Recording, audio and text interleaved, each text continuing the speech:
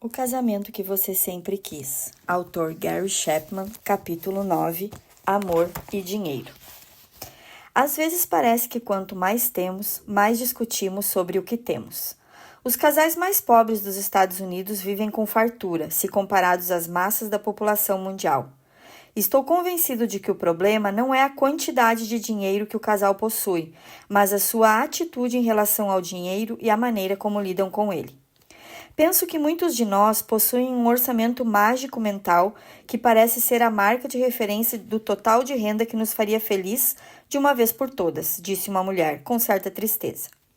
É engraçado como essa quantia continua subindo. Há alguns anos, uma renda de R$40 mil por ano parecia excelente para a minha família. Chegamos lá. Depois disso, 50 mil passou a ser o alvo. Alcançamos este teto e, para ser sincera, fez muita diferença. Conseguimos pelo menos pagar todas as contas. Não ficamos totalmente quebrados, mas ainda não é o suficiente. Mais significa melhor? A escritora Jeanette Clift George afirmou: a grande tragédia da vida não é falhar em obter o que se deseja. A grande tragédia da vida é alcançar o alvo e descobrir que seus esforços não valeram a pena. A maioria dos casais supõe que se pelo menos tivesse uns 500 reais a mais por mês, poderiam pagar suas despesas. Mas a verdadeira satisfação não se encontra no dinheiro, qualquer quantidade dele, mas em justiça, piedade, fé, amor, perseverança, mansidão. Em suma, viver com Deus e segundo seus valores, 1 Timóteo 6,11, agir corretamente, responder aos outros como Deus responderia, expressar amor, ser paciente com a imperfeição e fazer uma avaliação realista de si mesmo são as coisas que promovem realmente a realização no casamento. Certa vez visitei 2 lares contrastantes. A primeira casa era pequena, de 3 cômodos. Entrei na sala e vi um fogão a óleo com um único bico central. O bebê, em sua cestinha, achava-se em um canto e o cachorro no outro. Nas paredes só havia um quadro com um calendário. 2 cadeiras com encosto de madeira e um sofá antigo repousavam no chão rústico. As portas que levavam à cozinha à esquerda e o quarto à direita eram do tipo antigo, de ripas feitas à mão, com fendas entre cada ripa. Era uma cena pobre pelos padrões norte-americanos atuais, mas o calor humano que senti quando visitei o casal me surpreendeu. Ficou claro que se amavam o filhinho e amavam a Deus. Eram felizes, a vida era boa. Em seguida, fui para o outro lado da cidade e subi a rampa de concreto até uma casa bonita e espaçosa de tijolos. Meus pés afundaram no tapete quando entrei. Belos retratos enfeitavam a parede da sala. O fogo na lareira oferecia um calor convidativo, embora sua função fosse estética. E o cão descansava em um divã ultramoderno. Sentei-me para conversar, mas logo depois de chegar naquele lugar, compreendi que o único calor da família estava na lareira. Senti frieza e hostilidade envoltas pela opulência.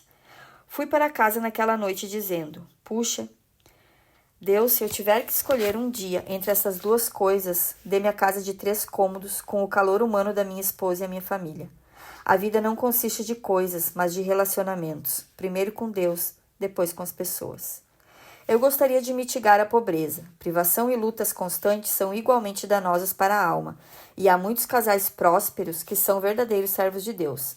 Mas devemos colocar essas coisas em perspectiva, como Jesus nos lembra. Busquem, pois, em primeiro lugar o reino de Deus e a sua justiça, e todas essas coisas lhes serão acrescentadas. Mateus 6,33. Essas coisas incluem comida, roupas e abrigo. Versículo 25. A preocupação com o dinheiro, quer o tenhamos, quer não, pode distorcer nosso relacionamento com Deus e uns com os outros. A maioria de nós precisa trabalhar para viver, e é por este ato que Deus normalmente provê as nossas necessidades. O trabalho, porém, é apenas um ato justo. Há muitos outros, tais como piedade, fé, amor, paciência e mansidão. Não devemos permitir que a busca pelo dinheiro corroa essas áreas mais importantes, para não perdermos o prazer da vida e descobrirmos que o dinheiro é inútil. Jesus advertiu contra este perigo quando disse: ninguém pode servir a 2 senhores, pois odiará um e amará o outro, ou se dedicará a um e desprezará o outro. Vocês não podem servir a Deus e ao dinheiro. Mateus 6:24. O dinheiro é um servo excelente, mas um patrão medíocre. Um meio útil, mas um fim vazio. Quando o dinheiro se torna o nosso Deus, estamos realmente falidos. O uso do que Deus nos dá. Deus se importa com a maneira de usarmos o que Ele graciosamente nos dá. Mateus 25, 14 a 30. O Senhor disse ao servo fiel: Muito bem, servo bom e fiel. Você foi fiel no pouco, eu o porei sobre o muito. Venha e participe da alegria com o seu Senhor. Versículo 21. A quem muito foi dado, muito será exigido. Lucas 12, 48. Os recursos financeiros, sejam eles abundantes ou modestos, têm grande potencial para o bem. Como despenseiros, somos responsáveis por usar da melhor maneira possível tudo o que nos é confiado. Planejar bem, comprar, poupar, investir e ofertar são todas atividades que fazem parte da mordomia cristã. Um dos aspectos da mordomia fiel é ofertar a Deus através da igreja e de outras organizações cristãs. O padrão para a contribuição estabelecido no Antigo Testamento, recomendado no Novo Testamento, é o dízimo, ou seja, entregar 1/10 da nossa renda diretamente para a obra do Senhor. Levítico 27:30, Mateus 23:23. Mais importante do que a quantia ou a porcentagem é a nossa atitude em relação à contribuição. As Escrituras indicam que a oferta deve ser feita com disposição de coração. A oferta cristã é um ato voluntário, instigado pelo amor a Deus, e não um dever legalista a ser desempenhado com o objetivo de receber recompensas. Paula fala sobre o assunto. Lembrem-se, aquele que semeia pouco também colherá pouco, e aquele que semeia com fartura também colherá fartamente. Cada um dê conforme determinou em seu coração, não com pesar ou por obrigação, pois Deus ama quem dá com alegria, e Deus é poderoso para fazer que lhe seja acrescentada toda a graça, para que em todas as coisas, em todo o tempo, tendo tudo o que é necessário, vocês transbordem em toda a boa obra. 2 Coríntios, capítulo 9, versículos 6 a 8. Muitos gostam de pedir graça e abundância a Deus, mas não reconhecem que esta promessa é feita a quem dá com alegria. As Escrituras dizem que um dos propósitos de trabalhar por um salário é termos a oportunidade de ajudar os necessitados.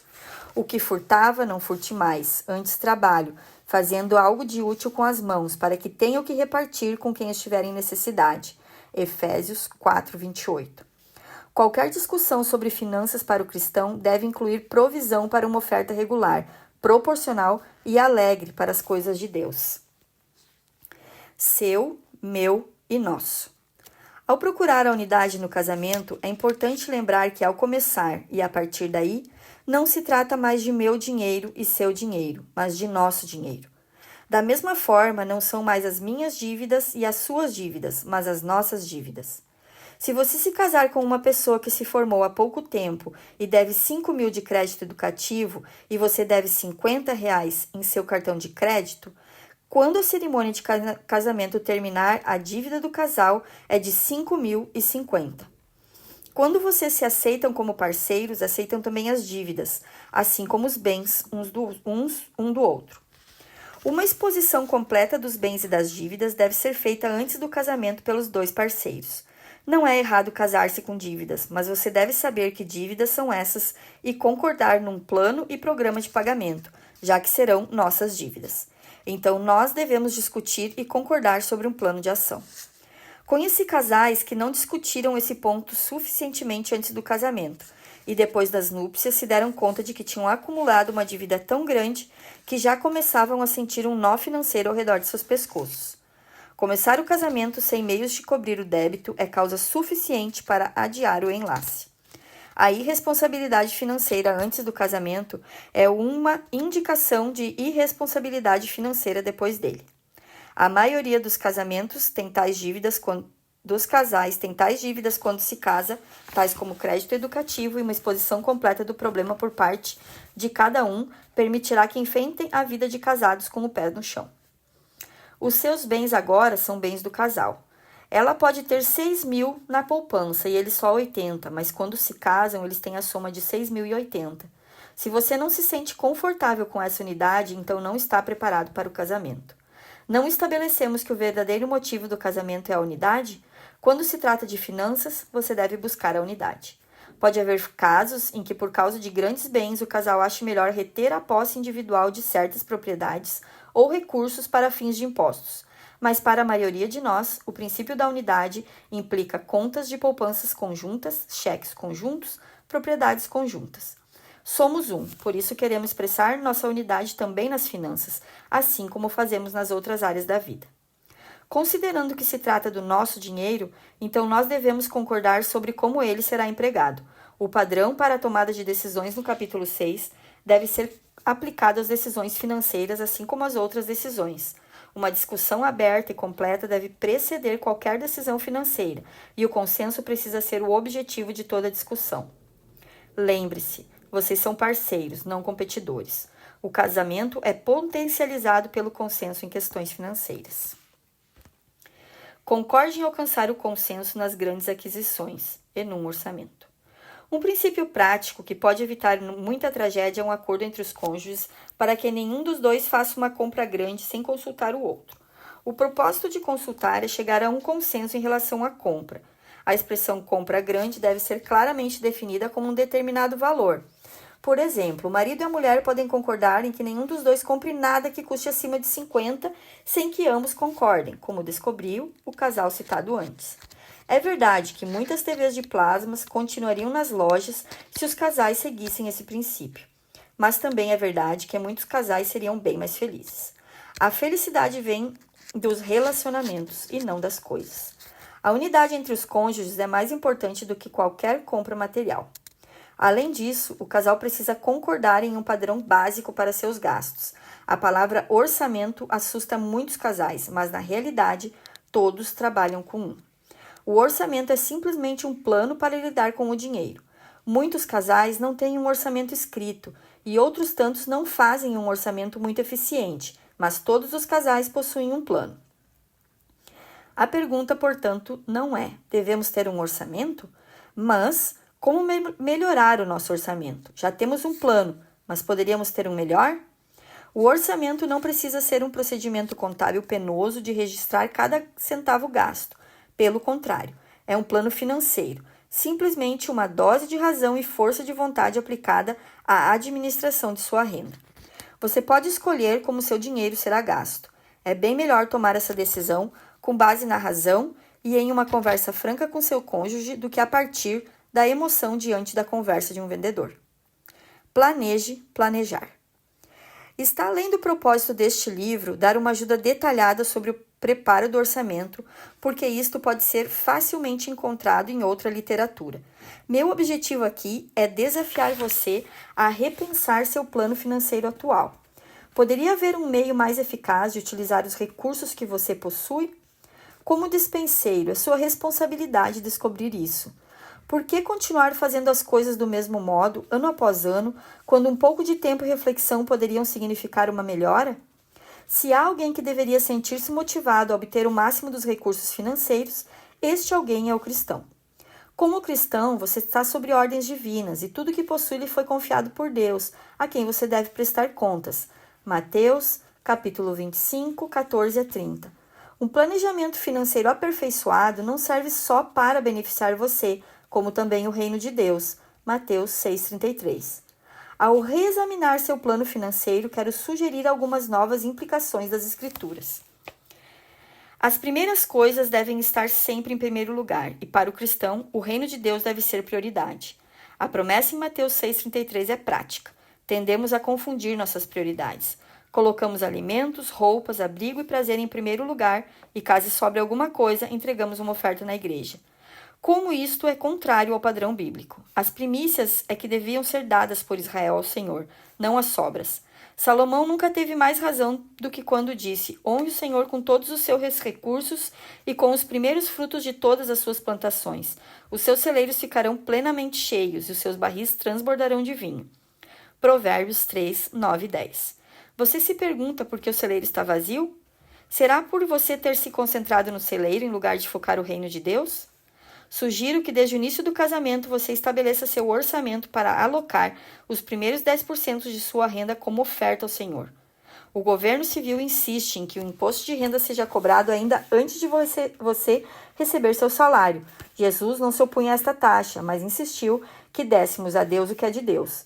Mateus 22, 17, 22.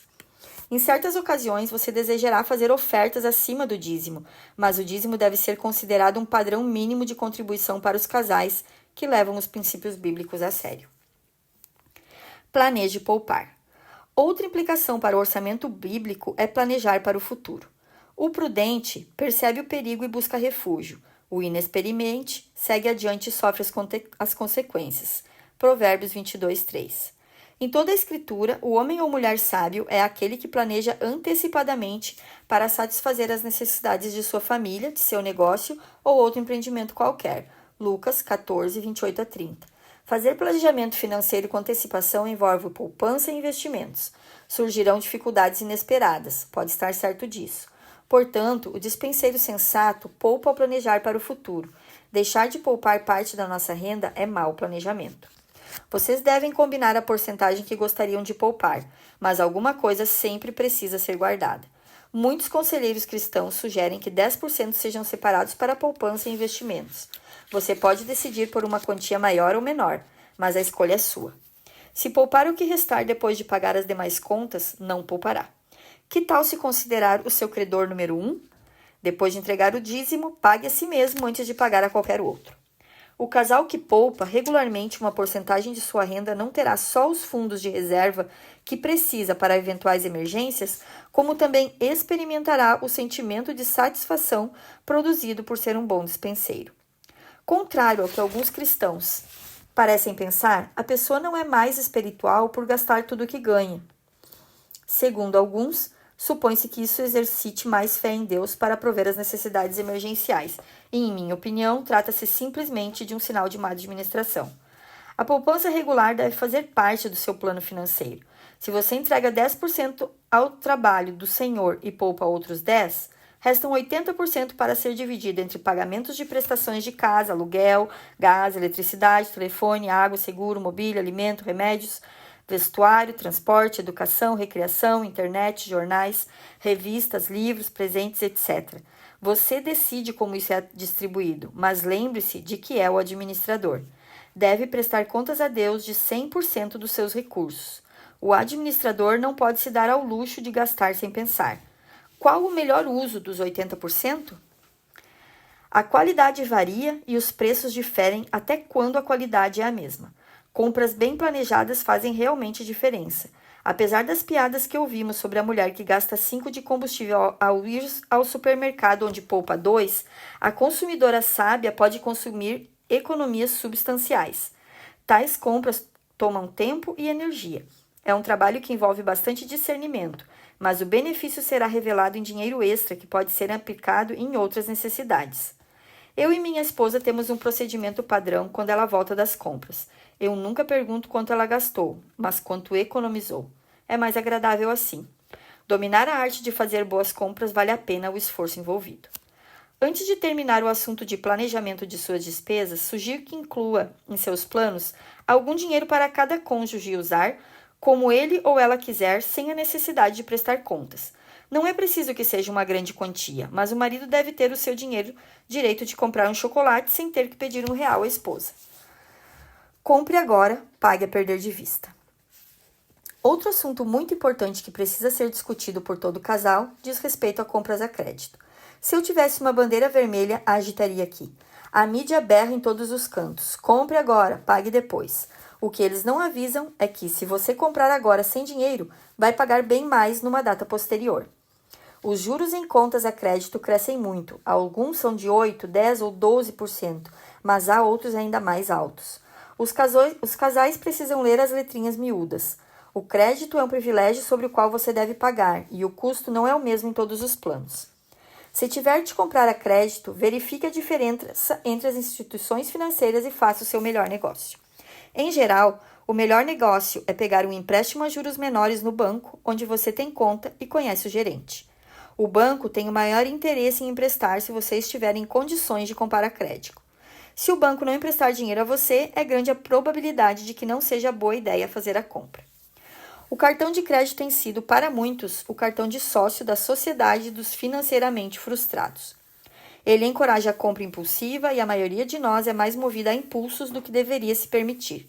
Meu conselho para os jovens casais é que os cartões de crédito são melhores sendo queimados. Em uma fumaça azulada e bonita, as chamas dizem: o que não podemos gastar, não vamos comprar. Sei que os cartões de crédito podem ajudar a manter as contas organizadas. Caso se faça o pagamento total da fatura, os custos são mínimos. A maioria dos casais, porém, gastará mais e estenderá mais os prazos de pagamento, caso possua cartões. A proliferação dos cartões de crédito é uma evidência desse fato. Por que usamos o crédito? Por que desejamos agora o que não podemos pagar agora? Na compra de uma casa, esta pode ser uma iniciativa sábia. Teríamos de pagar aluguel de qualquer jeito. Se a casa for bem escolhida, valorizará com o tempo. Se tivermos dinheiro para a entrada e pudermos pagar as mensalidades, a compra é sensata. Em contrapartida, a maioria das nossas compras não valoriza com o tempo. Sei que há certas necessidades em nossa sociedade, mas por que um jovem casal deve pensar em obter, no primeiro ano de casado, o que levou 30 anos para seus pais acumularem? Por que você precisa ter o maior e o melhor agora? Com esse tipo de filosofia, você destrói a alegria de desejar e obter algo. Em vez disso, o adquire imediatamente. A alegria dura pouco e depois você passa meses sofrendo enquanto tenta pagar pelo bem. As necessidades da vida são relativamente poucas. Elas podem ser satisfeitas com seu salário atual. Não sou contrário a aspirar por mais e melhores coisas, caso possam ser usadas para o bem. Estou sugerindo que se viva no presente e não no futuro. Durante vários anos, eu e minha esposa participamos de um jogo do qual passamos a gostar muito. Ele se chama Vamos Ver Quantas Coisas Podemos Dispensar que Todos Pensam que São Indispensáveis. Tudo começou na faculdade, por necessidade, mas fomos fisgados e continuamos a jogá-lo. O jogo funciona assim. Na noite de sexta-feira ou sábado, vocês vão juntos ao shopping e andam pelos corredores, olhando para tudo que atrair seus olhos. Leiam etiquetas, conversem sobre cada artigo, o quanto é fascinante, e depois olhem um para o outro e digam: não é ótimo que não tenhamos que comprar isso? Assim, enquanto outros andam com os braços carregados depois de assinar os cartões, vocês saem de mão dadas, contentes por não terem necessidade de coisas para se sentirem felizes. Recomendo com entusiasmo esse jogo para todos os jovens casais. Permita-me explicar. Não estou sugerindo que nunca se compre nada a crédito. O que proponho é que tais compras a crédito devam ser precedidas de oração, discussão e, se necessário, conselho de alguém confiável no setor de finanças.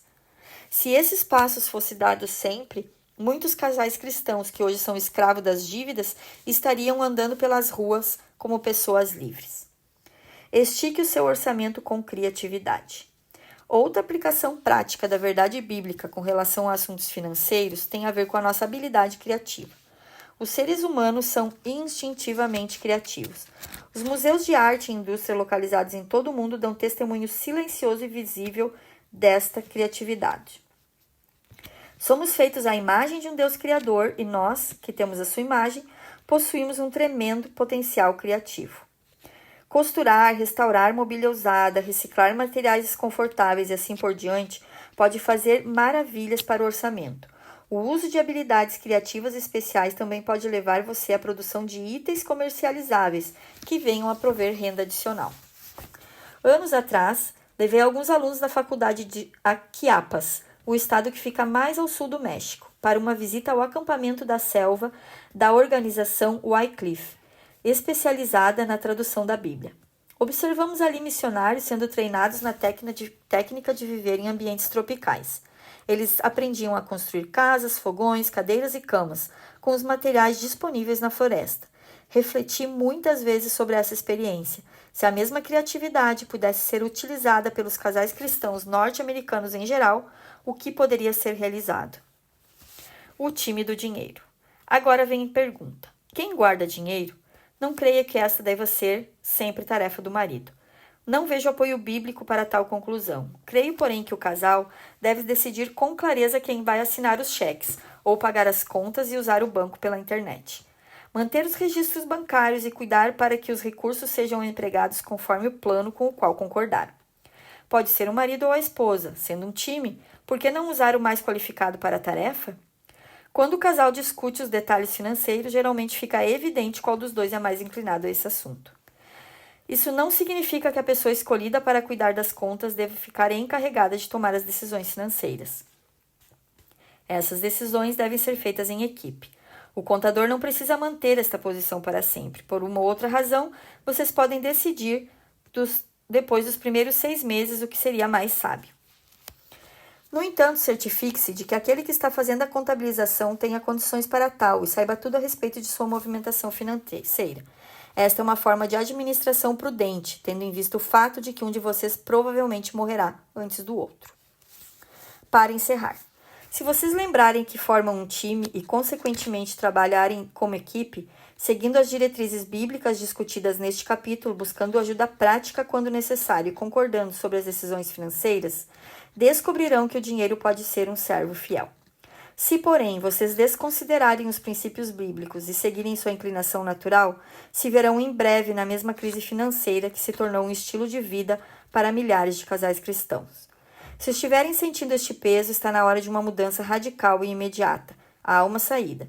Se não souberem resolver sozinhos o problema, então procurem o seu gerente do banco ou um amigo cristão que seja eficiente em questões financeiras. Não continuem a permitir que as finanças prejudiquem sua caminhada com Deus, mas façam uso delas como um meio para alcançar uma finalidade, tendo como alvo servir e aperfeiçoar sua vida com o Senhor.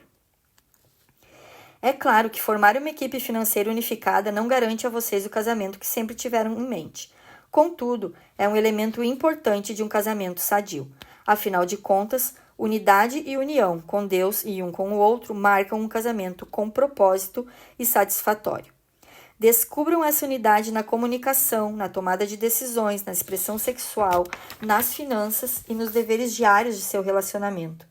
E vocês poderão, muito em breve, descobrir que estão vivendo o casamento que sempre desejaram. Agora é com você. 1. Avalie a sua situação financeira. Mantenha durante um mês registros detalhados de como você gasta o seu dinheiro. No fim do mês, liste as categorias e a quantidade gasta para cada item. Acrescente a esta lista os pagamentos que não são necessariamente mensais, como o seguro do automóvel. Isso lhe dará um quadro realista de seus gastos em comparação com a sua renda. Leve em consideração os imprevistos. 2. Você entrega pelo menos 10% de sua renda à obra do Senhor? Concorda com isso? 3. Você coloca pelo menos 10% de sua renda em alguma poupança ou plano de investimento? Concorda que deve fazer isto? 4. Prepare um plano mensal que direcione os primeiros 10% de sua renda ao Senhor, outros 10% para você, poupança, e divida os restantes 80% entre as despesas. Se estiver muito endividado, isso pode exigir que algumas dívidas sejam negociadas, ou significar que um novo empréstimo bancário deva ser solicitado para cobrir todos os débitos existentes de modo a conseguir pagamentos mensais menores. 5. Discuta com seu cônjuge estas questões e busque consenso para seguir este plano. Se não puder fazer isso sozinho, procure um consultor financeiro. 6. Discuta com seu cônjuge o papel dos cartões de crédito em seu plano financeiro. Busque chegar a um acordo quanto à função deles. 7. Vocês podem concordar que nenhum dos dois fará novamente uma compra grande sem consultar o parceiro? Concordem sobre qual valor em dinheiro é caracterizado como uma compra grande. 8. Você se sente financeiramente livre? Caso negativo, o que fará para mudar a sua situação? Discuta isso com seu cônjuge e haja imediatamente.